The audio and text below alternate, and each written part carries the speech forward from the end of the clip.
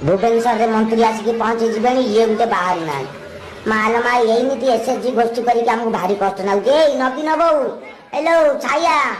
सुकांति आस late हो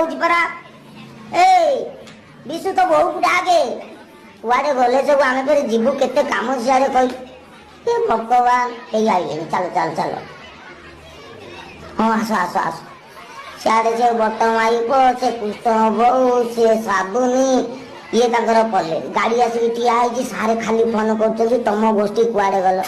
आलो नारी मानकर अनुकूटी माया सी जानी आम टे सजमंद हबू ना ना ये स्लो स्लो चलिए लेट हो शीघ्र चलो चलो चलो उड़ उड़ शीघ्र चलो से डाकिदे ये पुष्ट बहु डाक पुष्ट बहु बहु छली मधु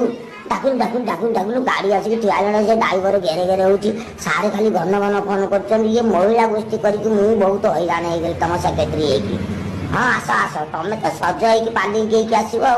चलो चलो ये गाड़ी गोटे गाड़ी कर कौन चल एडजस्ट नाली आंब